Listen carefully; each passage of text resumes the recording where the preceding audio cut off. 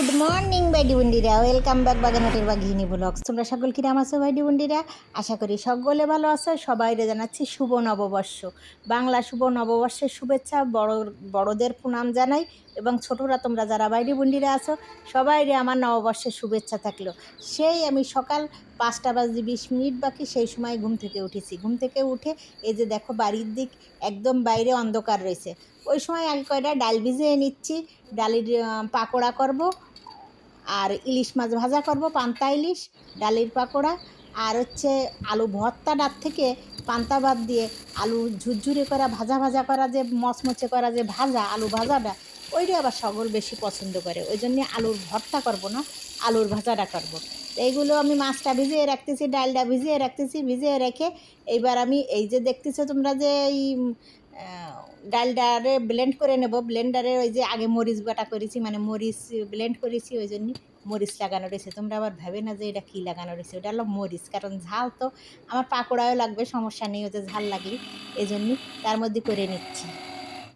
সে আছে একটু রমনায় বটমূলি যার, তার সকালবেলার সব কিছু সামলে নিয়ে সবার খাবার তৈরি করে সবাইকে খাবার না দিয়ে ভোরবেলায় একদম বেরোয় যাওয়া, ওটা তো কোনো মহিলার পক্ষে সম্ভব হয় না, মেয়েদের পক্ষে সম্ভব হয় না। কারণ যারা সংসারী, যারা হচ্ছে ঘরের গৃহিণী, তাদের সব বিশেষ করে খাবারের মানে যারা খাবে তাকে খাবারের সব ব্যবস্থাটা না করে তো আর চট করে বেরোয় যাওয়া যায় না।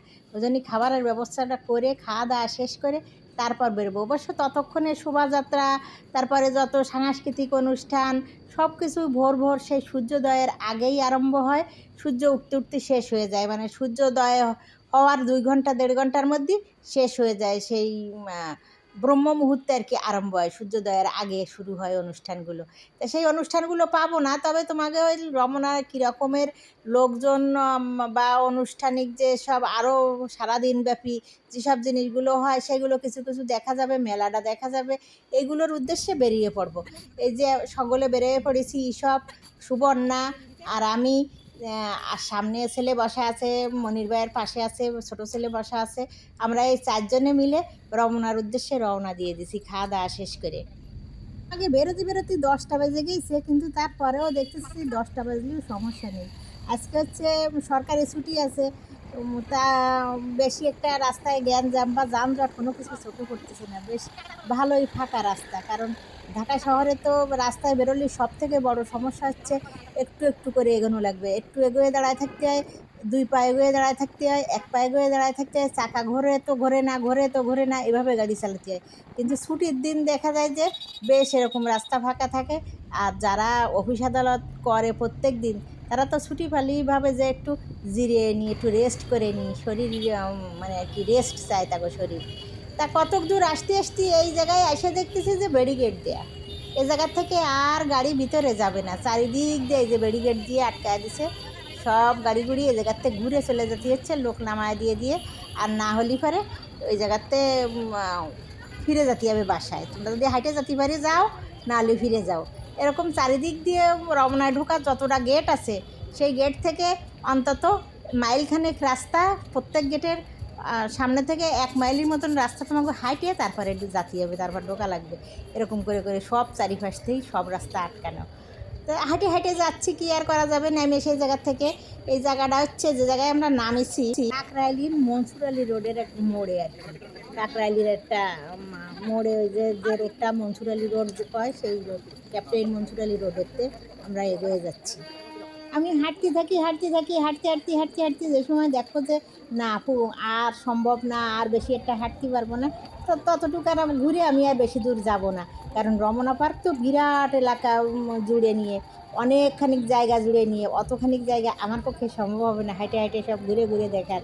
কারণ সব প্রান্তে সব আনাচি কানাচি সব কোনায়, সব গাছের নিচেই জুটিরা আছে, তারপরে ফ্যামিলি নিয়ে সবাই আছে, স্বামী স্ত্রীর জুটি আছে, প্রেমিক প্রেমিকার জুটি আছে, সপরিবারের পরিবার আছে আর কি, সপরিবারবর্গ আছে, বা তারপরে শ্বশুর শাশুড়ি মা বাবা নিয়ে এভাবে বড় সড়ো করে ফ্যামিলি সবাই যারা আছে সদস্য, সেরকম সবাই আছে। বহুত লোকজন এই জায়গায়, বহুত রকমের সবাই আসছে মেলার জন্য। তাই এই জায়গায় আসতে দেখতেছি যে এই জায়গায় একটা মঞ্চ করেছে, সেই মঞ্চর ওই জায়গার থেকে নেতারা আসছে, ওই বিএনপির নেতা, ও বক্তৃতা দিচ্ছে, তাই এদিকে একটু এগোয়ে আসলাম যে যেই বিএনপির নেতারা কী বক্তৃতা টক্তৃতা দিচ্ছে। এই যে খালেদা জিয়া সবার ছবি টবি টানানো আছে এই জায়গায়, সবাই ওই যে মঞ্চ করে মানে আর কি উপবিষ্ট হয়ে সবাই নেতারা, এই আর একজন নেতা মনে হয় ওই যাচ্ছেন, চিনি টিনি না, কারণ আমি রাজনৈতিক বিষয়ে আমার কোনো আগ্রহ নেই, এই জন্যই আমি এই আগ্রহ নেই জন্যই আমি সব নেতা ফেতাগুলো চিনিও না, যে কারা কোন দলের কোনো কাউরেই আমি চিনি না। শুধু যিনি প্রধানমন্ত্রী হন তানারও একটু চিনি আমি, হাত যারা পিছনে পিছনে থাকেন কারোরই আমি চেনার প্রয়োজন বোধ করি না। ওই যেটুকু আমার দরকার নেই সেটুকু আর কি আমি প্রয়োজন বোধ করি না।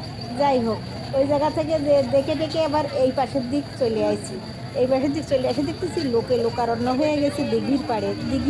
এই দিঘির মতন বড় একটা যে জলাশয় আছে দিঘি তৈরি, সেই দিঘিতে বেশ লোকজন ওই জায়গায় টিকটক, তারপরে হচ্ছে রিলস, তারপরে ছবি, নানান ধরনের এইগুলো করার জন্য খুব ব্যস্ত হয়ে পড়ে সবাই যার প্লেস নিচ্ছে, কারণ ওই জায়গায় এত লোকজন ঠেলাঠেলি বেঁধে যায় যে কী কোন জায়গায় দাঁড়াবে, কেটা কোন মশানে কী করবে, এই জন্য সবাই যাচ্ছে। আমি পিছনে পিছনে নগদ দেখানোর চেষ্টা করতেছি।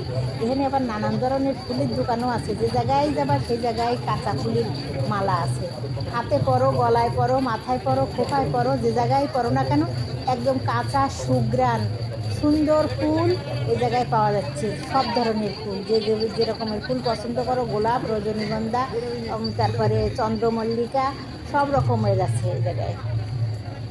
পহেলা বৈশাখ হচ্ছে বাংলাদেশের একটা জাতীয় উৎসব হিসেবে পালিত হয়। সে হিসেবে এই বাঙালিদের একটি সার্বজনীন লোক উৎসব হিসেবেও বিবেচিত। পয়লা বৈশাখ উদযাপনের শুরু হইল পুরান ঢাকার মুসলিম মাহি ফরাজ সম্প্রদায়ের হাতে। আমরা যে পয়লা বৈশাখ উদযাপন করি 14ই এপ্রিল, এটা হচ্ছে গ্রেপ্রিয় বর্ষপঞ্জি অনুসারে, কিন্তু বাংলা একাডেমি কর্তৃক নির্ধারিত আধুনিক বাংলা পঞ্জিকা অনুসারে এই দিন নির্দিষ্ট করা হয়েছে। পশ্চিমবঙ্গের চান্দ্র সৌর বাংলা পঞ্জিকা অনুসারে 15ই এপ্রিল হচ্ছে পয়লা বৈশাখ পালিত হয়। এছাড়া দিনটা বাংলাদেশে পশ্চিমবঙ্গে সরাসরি ছুটির দিন হিসেবেও গৃহীত। বিভিন্ন পর্যায়ে ব্যবসায়ীরা নতুনভাবে ব্যবসা শুরু করার উপলক্ষ হিসেবেও বরণ করে এই দিনটা।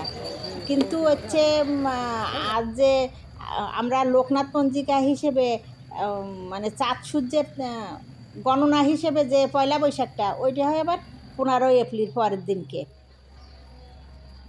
যেদিনই পালনই হোক না কেন এই উৎসবটা শোভাযাত্রা, মেলা, পান্তা ভাত খাওয়া, হালখাতা, তারপরে হালখাতা খোলা ইত্যাদি বিভিন্ন কর্মকাণ্ডের মধ্য দিয়েই উদযাপন করা হয় বাংলাদেশে পয়লা বৈশাখ। বাংলা নববর্ষের ঐতিহ্যবাহী শুভেচ্ছা, তারপরে শুভেচ্ছা বাক্য হলো শুভ নববর্ষ। সবাইরে এক কথাই সবাইরে শুভ নববর্ষ জানানো হয়।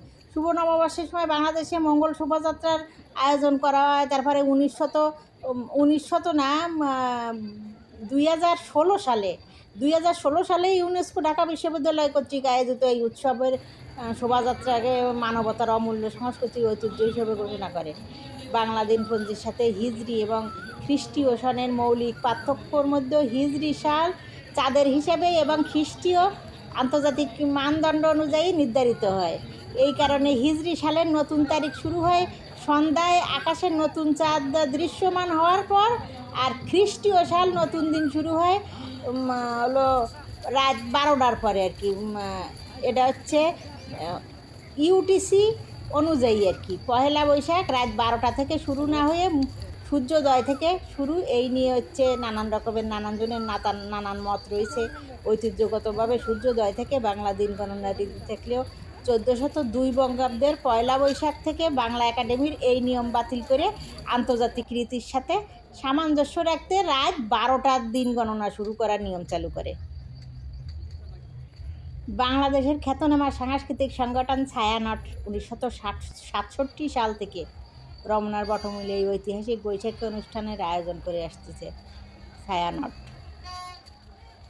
তবে আমার এখানে আইসে কিরম একটা যেন এই যে ভিতরে যে ঘোরাঘুরি, তারপরে ভিতরে যে লোকজনগুলো বেড়াচ্ছে সপরিবার নিয়ে, এইগুলো বেশ স্বাধীনতাপূর্ণ, বেশ যার স্বাধীন হিসেবে যার মন মতো যার ইচ্ছে মতন ঘোরাফেরা করছে, এগুলো ভালো লাগতেছে।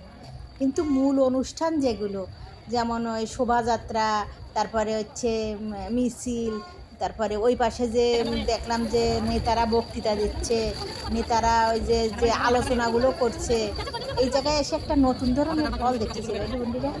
এই ফলটা কিন্তু আমি এই প্রথমবার দেখতেছি আমার চোখে। এই ঢাকায় আসছি এতদিন, 26 বছর ধরে, আর পড়ি নেই। তো ওইটা যে কী ফল আমি চিনি না। কয়েকটা অবশ্য বাসায় যে তোমাগো মানে টক না মিষ্টি এটা খাওয়ার জন্য নিয়ে যাওয়া হয়েছে, তা ওই ফলটা আমি চিনি না যে কী ফল নিয়ে গেলাম। এই পথে এই রাস্তা দিয়ে যে বেরোয় যাচ্ছি ঘুরে, এই রাস্তা দেখে কিন্তু একেবারে বাইরে বেরোয় যাবো আমি একটু পরে, মানে সোজা যাতে যাতেই আমি আর পিছনের দিক যাব না, এইভাবে ঘুরে বাইরে বেরিয়ে যাবো। যে কথা তোমাকে ক্ষতি গেলাম বাইরে বলিরা, যে হলো ওই যে নেতাফেতারা যে পয়লা বৈশাখ হিসেবে যে আসছে, পয়লা বৈশাখ এসে যে সব লোকজন একটা বাংলার ঐতিহ্য নিয়ে সব কিছু বাংলার ঐতিহ্যর সাথে একাত্মতা প্রকাশ করে অনুষ্ঠানটা করবে বা সেইভাবে স্বাধীনভাবে যে উপভোগ করবে, তার মধ্যে কেমন শুধু আমার মনে হচ্ছে রাজনৈতিক আলোচনা, রাজনৈতিক ব্যবহার, রাজনৈতিক শুধু যে এখনই হচ্ছে তা না। যে সময় যে জায়গায় যে অনুষ্ঠানেই ওই সরকারি হিসেবে মানে জাতীয় পর্যায়ে গিয়ে কোনো অনুষ্ঠান হলে সেই অনুষ্ঠান আর সেরকমের মূল প্রাণ থাকে না, সেই প্রাণের মধ্যে ঢুকে যায় রাজনৈতিক কথাবার্তা না, রাজনৈতিক আলোচনা। এই পার্কের মধ্যে বিরাট বিরাট বহু পুরাতন পুরাতন অনেক অনেক গাছ আছে, এত সুন্দর সুন্দর বড় বড় গাছ এই পার্কের মধ্যে দেখা যায় সচরাচর। কিন্তু বাইরে ওই অন্য অন্য জায়গায় গুলতে পারে, অন্য অন্য জায়গায় গেলি পারে, সাধারণ জায়গায় এরকম বড় বড় পুরাতন পুরাতন গাছ দেখা যায় না। এই জায়গায় বিরাট বিরাট গাছ আছে।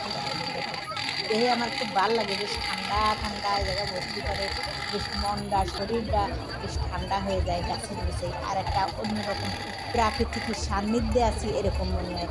এবার আমি গেটের থেকে বেরোয় চলে আসি, বেরোয় এসে দেখতেছি যে এই যে সুন্দর একজনে বাচ্চার জন্য এসে এইখানে নিয়ে ঘুরতেছে, বাচ্চাটা একটু ওই পছন্দ করছে ওই মুখোশটা।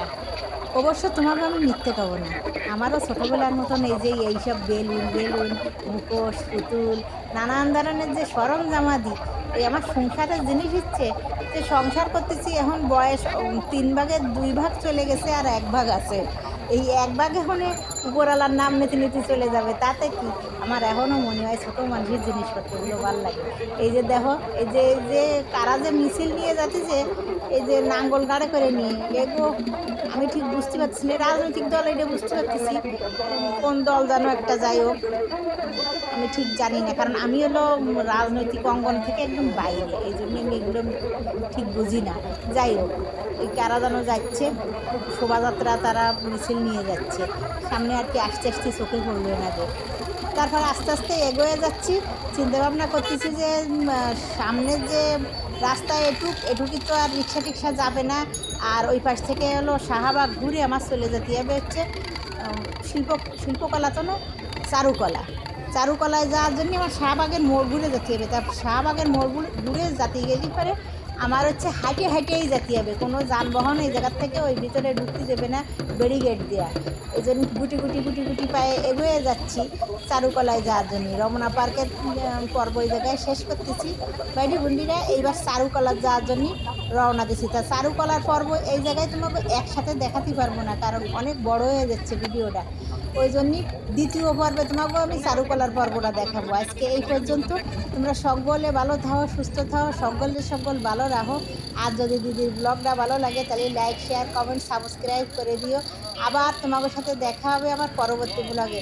অবশ্যই দ্বিতীয় পর্বেরটাও তোমরা দেখো, কারণ চারুকলায় গেলি পরে যে সকালবেলায় যে যে শোভাযাত্রায় জিনিসগুলো বানাইছে, যে যে জিনিসগুলো নিয়ে শোভাযাত্রা হয়েছে, পাখি টাকি ফুল টুল বাঘ টাগ, ওই সব জিনিসপত্রগুলো আবার আনে তো চারুকলার ভিতরেই রাখিছে, কারণ ওইগুলো সব দেখতে গেলে আমার চারুকলায় যাওয়া লাগবে।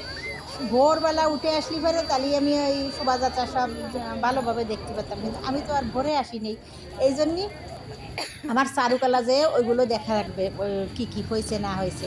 এই হচ্ছে শাহবাগের মোড় পর্যন্ত তোমাকে নিয়ে আসলাম আমি।